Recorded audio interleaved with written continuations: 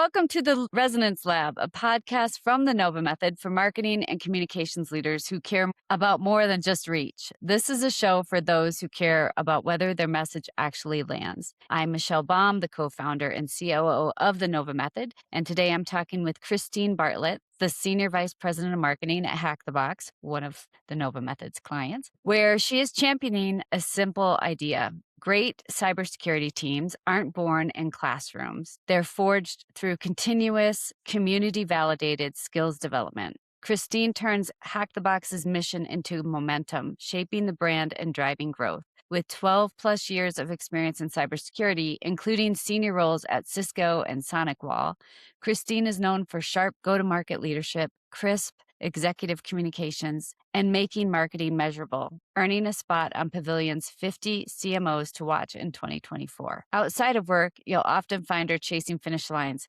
She brings the same runner's mindset to marketing: steady pace, strong team, eyes on what's next. She's happiest when she's moving, building, and helping people level up. Welcome, Christine.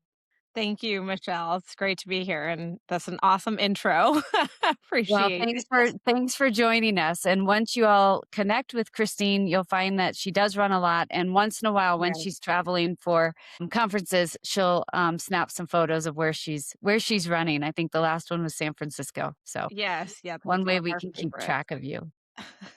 Yes, always on the go. That's right. You are always on the go. All right. Well, let's jump right in. To give the audience a bit of background, Hack the Box has built a community of more than 4 million people in one of the world's most skeptical and technically savvy industries, which is cybersecurity. What do you think makes cybersecurity community truly feel like a community rather than just a user base? Yeah, I this one obviously hits home for Hack the Box because I like to say we were born through the community. I wasn't obviously there through the inception, but our founder is still with us as CEO today. And I think what makes a community truly a community rather than just thinking about like product users is the fact that they've identified with something that your brand has or represents that's passionate for them. They feel a sense of contribution, a sense of camaraderie. They're getting something back, right? You think about the likes of like GitHub and all those other forums, Reddit, where people are actively engaging. Like we look at our community as very active in the sense that people are having like a mutual respect. I always call it like self-policing, right? They're putting something in, but they're also getting something back. And so there's value there. And I think for Hack the Box is because we literally kind of grew up through the community and learned a lot. The community has really shaped Hack the Box. So it shaped our brand, it's shaped our identity. And then I think on their side, it's shaped who they are as well. We've given them a platform to learn, to compete, to prove themselves. And they're surrounded by other people that, take cybersecurity upskilling and the craft very seriously, but also want to help others grow because, there's still a talent shortage out there too. So we kind of have that dynamic playing into the fact that there's this real sense of like bringing somebody in within arm's reach to get them whatever they need to grow and upskill themselves in cybersecurity, right? Because we don't want there to be a roadblock. We're trying to find ways to make it easier, more accessible, and things like that. So I think kind of having that as some of the principles behind it makes it a lot more attainable to have that community interaction. Yeah. And you mentioned that you weren't there at the inception, but this concept of community driven is a phrase that a lot of companies use. Yes. And we know that few operationalize it well. And so I'd love to hear more about like what does a community driven environment look like and how do you operationalize it day to day at Hack the Box? Yeah.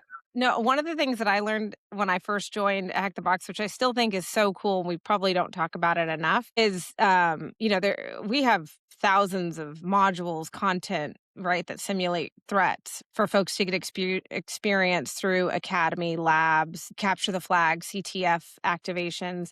And one of the things I learned is yes, we produce a lot of the content, but some of that content actually gets propositioned to us. And then we, purchase that or have employed people Um, from the community. And I think that is an interesting asset and a unique thing for Hack the Box. I don't know if that necessarily can apply to other businesses that are have a sense of community or showcasing that they have a sense of community. But I think, the rubber does hit the road with us in the sense that we're allowing for not just a feedback mechanism in terms of just listening, but active Mm, contribution and making that known too. And then I think too, the other thing is that influencers are a big community too. And mm, yes, you can pay influencers, but I would say they're because the content speaks for itself, or the scenarios speak for themselves, or the realism of what we provide back to the cybersecurity community. Folks naturally will organically post about our content or about a challenge or a scenario or a walkthrough that they did. Why are they doing that? They want to give mhm. back, they want to share their knowledge. There's not necessarily always one way to solve a challenge or a scenario. So people like to share, what they've done through write ups or through video collaboration, even small community forums, too, I think is another big piece of this. I think another cool aspect that we provide is these community gatherings. So locally and in different markets, right? There's a community leader that's not necessarily an employee of Hack the Box, but they want to provide a forum for other cybersecurity professionals to come together. Maybe they want to provide a level of mentorship. They can start a community. They typically will have in person gatherings, information sharing sessions, and things like that, which I think is really cool. And that starts to evolve outside of what we provide, right? Like Mhm. we're not necessarily instructing folks to go and build out their own community forums. They're doing that on their own because there's a passion and there's this drive to want to learn and knowledge share, and we obviously want to contribute to that, so we are actively engaging with those communities that raise their hand and let us know that what they're doing and how can we better support them and things like that. So again, that's that kind of two-way working together, right? And but not imposing any additional like expectations on them, letting them kind of flourish and build out their forums in a way that's unique to their needs. Yeah, I mean, that's really interesting because the cybersecurity community can be fairly savvy about marketing messages and things like Yes. that. So, this is an audience that I think you have to be extremely authentic and as transparent as possible, or they're not going to buy it. So, it's interesting that the community is just naturally contributing to your Mhm. environment, to that level of collaboration. And then I know you have capture the flag events as well. Do you find that one type of activity generates or engages people more than another? Yeah, I mean, I think the competitions, I mean, I'm an athlete at heart, so Yeah. like not that you have to be, but I think naturally humans are a little bit competitive in some form of fashion, right? So I do think that Capture the Flag, we just launched our cyber apocalypse, our huge Capture the Flag event for the community. Thousands of people play. And so I think that that's definitely an engaging tactic. Another proof point of giving them the opportunity to speak about, what they've learned and shared. Then there was the cyber skills benchmark we did with Yep. corporate teams. So I know this isn't necessarily community led, but very similar. Like people feel so compelled that even if they're not in the top 10, winners, they'll still post and they're like, hey, I'm so proud. Like these are the Yeah. challenges that my team competed. And then we see that on the community side too. And I think it's a rare form because when you think about most, I don't know, competitions or athletics, right? It's always like the top three, maybe it's the top 10, but this is like, no, everybody wins when they play Mm. because there's an opportunity to learn and engage and grow your own skill set. So I do think that that lends itself. And we've seen that. And as you know, CTFs have actually gone up in terms of popularity. More people are engaging with them now more than ever, even with AI. I just Mhm. think it's a fun way to learn and engage and kind of just benchmark yourself, which is something that obviously we want to keep delivering and providing. And we listen to the feedback from the community too, like what scenarios were really cool, what was different. I think we just had some ones around aviation and air traffic control and safety and things like that, satellite, like trying to think of new and innovative ways to keep our content fresh and the scenarios Yeah. fresh. But then that feedback also comes from the community too. And I think they respect the fact that we listen to them. We're interested to build on what they're building too out there kind of Yeah. in the wild. Can you talk a little bit about I mean, you've got 4 million plus people around the world using your services. How do you keep track of how they are engaging with you, and what signals are you using to determine how your audience is engaging with you? Yeah, I mean, I think a couple of things, right? We did, not to shamelessly plug our workforce intelligence report, but we had, I mean, luckily for Hack the Box, right? We have a survey that's voluntary, and over, I mean, close to a million. It was like over 700,000 people gave us feedback, and so that's definitely one way that we're Yeah. constantly learning and taking in those insights, understanding what's top of mind, like AI pen testing and things like that, or more content around security for AI and AI for security and how we're evolving that, any types of certifications. I think the other thing that's telling is when companies will do job searches for a certain cybersecurity analyst role and they'll list some of our certifications for Hack the Mm, Box. And they do it for other companies as well, but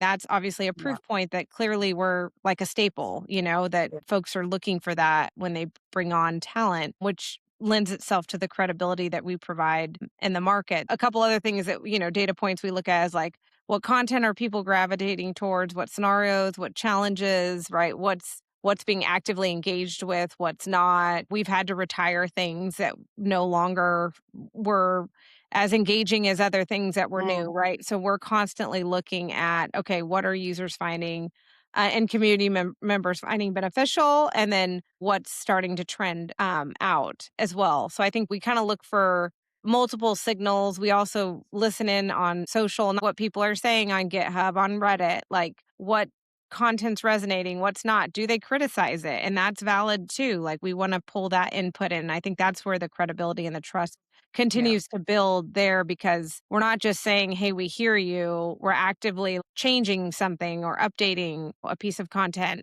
to reflect what that feedback is. Yeah.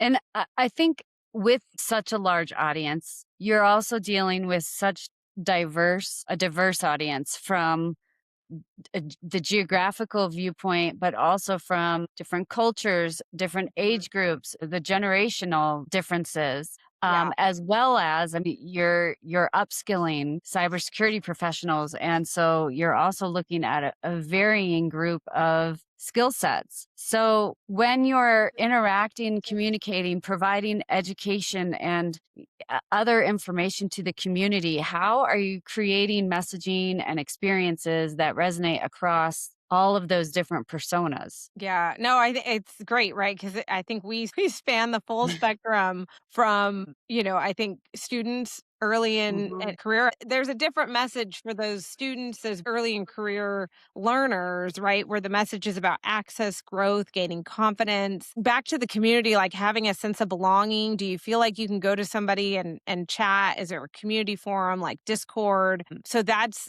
it's a different persona. And then you've got practitioners who are, they've been in the field for a couple of years, they've learned some things, but again, they're looking for that sense of community, but at a different level where they're trying to gain mastery. They want to prove their skill set. Maybe they're more into like the capture the flag events, or they're really excited to do a certification to Mhm. prove their value to the marketplace and have that on their LinkedIn or their profile on their resume. And then we go all the way to the CISO, or like what I would consider enterprise leaders on the business side, where they're having to report out to their board on how are they measuring their team? How are they thinking about looking at the volume of threats that they're dealing with on a daily basis? What's their capacity for organizational risk? Where does that sit? How do they showcase readiness? And I think in the age Yeah. of AI, all of our level of patience is like dwindled down to like nothing.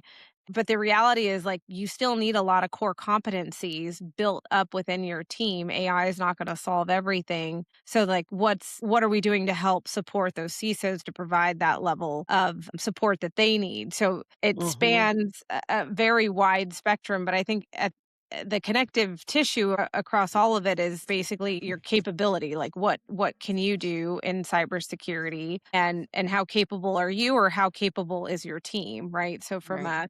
community standpoint, it might just be you and learning from your peers. And then on an organizational level, you're part of a 200-person team. Maybe it's a smaller Right. team, maybe it's 10 people. But then how does that team work together? So that narrative is very different in terms of what those outcomes are. And I mean, we came up with our tagline of community inspired, enterprise trusted, because we're having to be able to speak to all of those narratives because we have such a wide audience that we appeal Yeah. to. And I would say just along the wide audience perspective, we also look at it from a cultural standpoint as well, Mhm. both internally and externally. So Hack the Box is headquartered in Athens, Greece, with Yes. offices in New York. You're based on the East Coast. Some of your Yep. team is based in Athens and throughout Europe. Europe. Um, and you're talking to a global community. So talk to me a little bit on, we can talk about like the external cultural factors that you have to take into consideration when you're engaging with this community. What are the things you have to think about? Yeah, I think, well, you have to think of just about that, right? Luckily for me, this is not my first rodeo in a very global economy, global role. I worked at Cisco. I've had global teams. So I think for me, it's almost like a natural no brainer. But I think for some of those that might not have that exposure, you start to learn very quickly, like there's overarching themes that can work. For instance, like I just shared, our tagline, right, is broad based in nature, but talks to core attributes of our company. However, Mhm. then you've got to distill that down into the local markets and understand what is more relevant to them. I mean, some communities or some local governments have more regulations, other have, things around privacy, and how are we thinking about that? And what's important there, and how are we going to shift and tailor either from a marketing side, like our events or activations. We can't be tone deaf to what is Mm. happening culturally in, for instance, like the French market or in Right. Germany compared to the US, right? There's definitely more regulations over there. And so how does that impact from when you're thinking about the cybersecurity narrative? And I think you have to think about a lens that is a little bit more universal, but then we want to make sure we capture those attributes to those countries or those companies that operate globally. And in order to build trust, Oh. you've got to be able to do some of that market research and understand what is core to their narrative so that we Mhm. show up with the right message and making sure that we're, again, similar with the community, that's an active dialogue.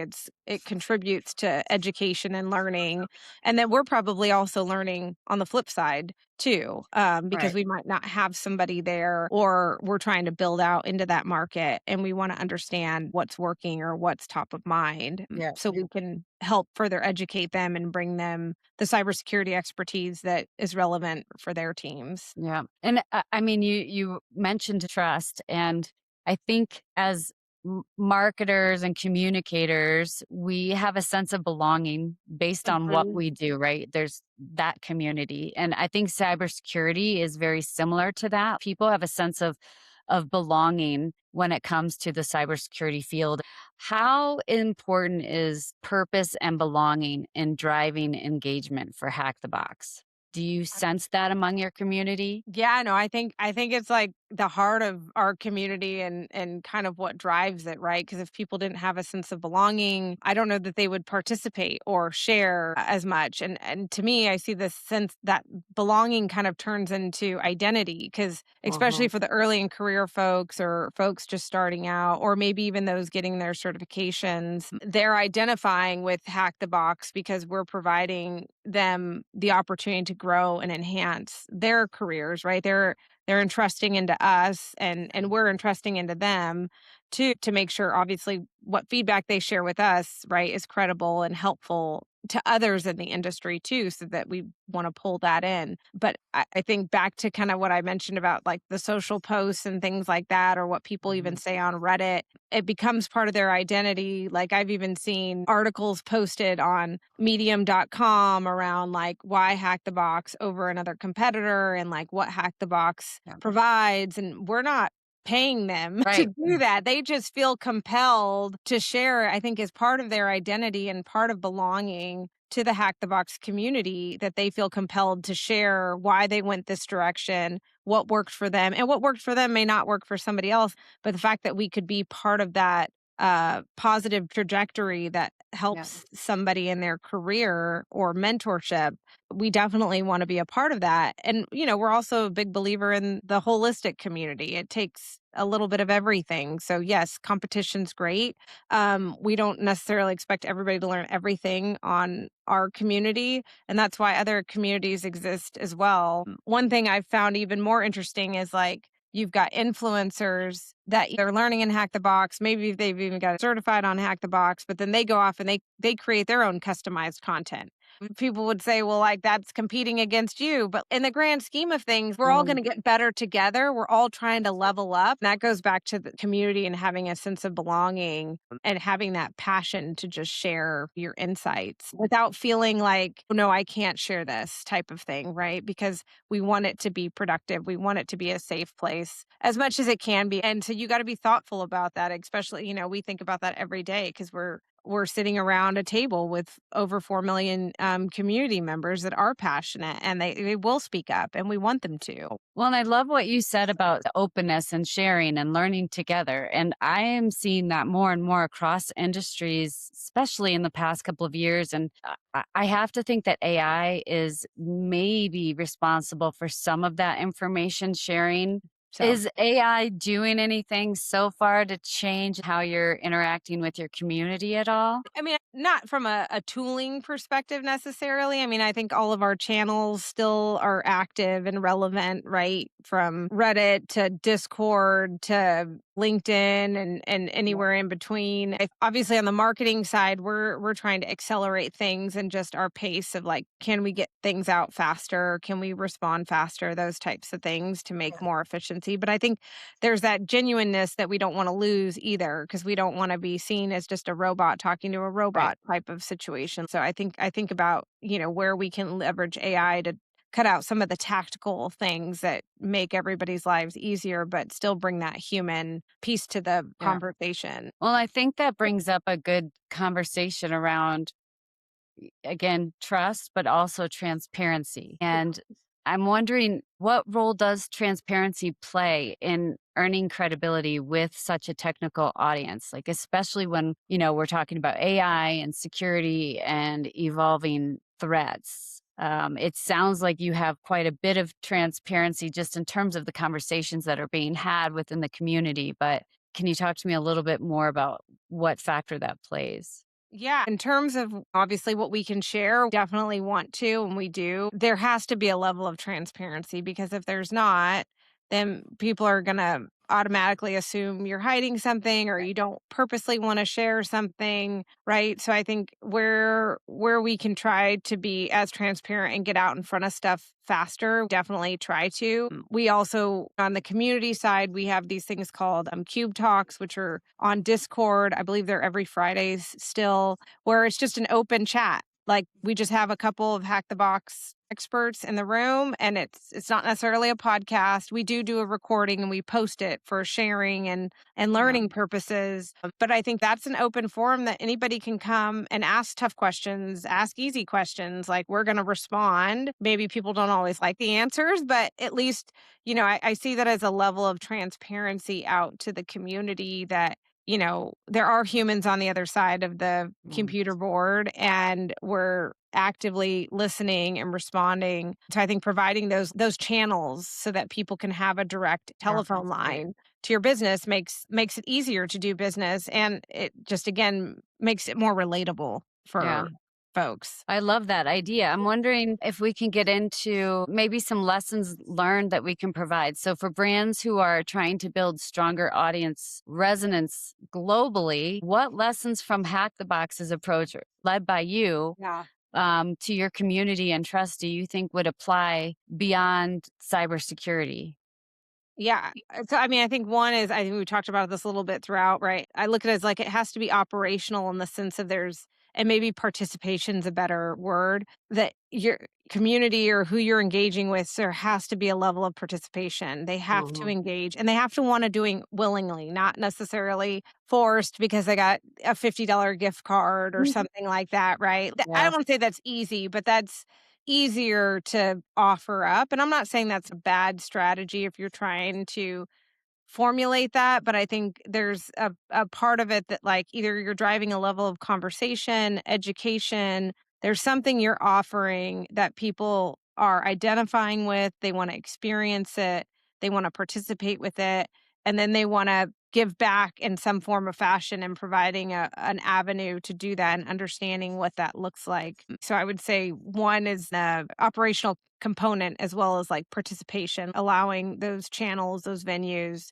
to have that. And then I think too, and this actually also goes maybe into the participation, but I think we live in a very highly digital world. And I think one of the things, and Zooms, podcasts, you could walk through life and not have to barely talk to anybody and just consume content. But that's obviously not going to be the only source of probably way that you would learn or maximizing your own capabilities to learn. So I think having the in-person activations makes a big Mm. difference too. And I think even for marketing, we all had COVID happened, everybody went virtual. But now I think there's been a stifling against too much virtual and like bringing back the in person. So I would say, like, as another piece of community building, you've got to find forums to bring people together, whether it's through partnerships, if you can't host it yourself or, et cetera. Like, what are you doing to bring people together in person to share part of what they're learning or how they're interacting with either your stuff or whatever it is that you offer, or the conversations that are meaningful, what's happening in the industry, what's happening in their line of work. So I think just keeping a close ear to what's happening and making sure you're doing both virtual activations. Because I think in marketing, it's very easy to get consumed with all the digital journeys and touch points and channels that we can have and own, and even on the comm side, but then getting a taste of the real world too, and making sure that there's live participation happening somewhere in some forum that you're able to learn from and build back into your business. Oh, it's great. And I would wonder, you came into Hack the Box with great experience working with Cisco and other large organizations. And I'm wondering what lessons you've learned working with this community of 4 million people, working in this culturally diverse, geographically diverse organization. Yeah. What are some things that you've learned so far? Maybe this is a lesson learned, but I think it's more cumulative of my years of experience and then landing at Hack the Box is that this is a special place for me personally, just because, yes, we sell a product, there's a platform and that you log in and that you go and learn. But like I was mentioning, there's a sense of community, identity, who you are. Like, we're in the support group. I don't even want to say in the business, but in the support group of helping every cybersecurity professional level up, or those that are just getting started level up. And I think that's something that's been near and dear to me, just in terms of education overall, as well as in the industry, providing a platform where folks can learn and grow in a Yeah. space that is productive too, and supportive to kind of failing fast and then getting back up again, and having mentorship, community groups, etc.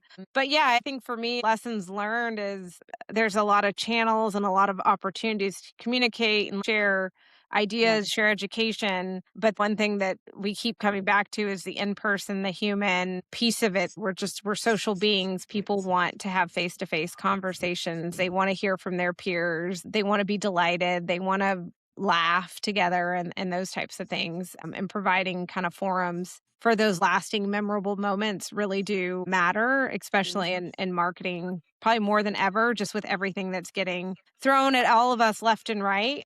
People probably will make time for those as long as you make it a valuable experience. So those are some Yeah. of my lessons learned, I guess, for No, I would today. agree. And I will and, I can attest and will say, I mean, we're coming up on a year of working together, and I would say that that sense of community, authenticity, transparency, it's not just an external thing, it starts internally, and Hack the Box certainly has that. As a marketer, as a communicator, you hope that you see that, and sometimes it happens and sometimes it doesn't, but, Hack Yeah. the Box has all that, which is great, and I think both feed each other. Yeah, thank you. Yeah, I would certainly agree. The other thing I would just say too is I think AI is also forcing us to also think about how we communicate and the Yeah, trust, like you mentioned too, trust becomes more important now than ever. And so just finding ways to create that trust yeah. within your audience is a big one. It's obviously great working with you guys, and we're really proud of all the work that we've done together. So thank you. Thank you so much for joining this podcast and sharing the community that Hack the Box has created, formed, fostered is really unique, not only just in size, but in all the other ways that we've talked about. Thank you. And I'm happy to connect with anybody that's interested to learn more, or if I can support anybody from a mentorship aspect as well. So thanks for the opportunity to share a little bit more about our story. Until next time. Bye. Bye.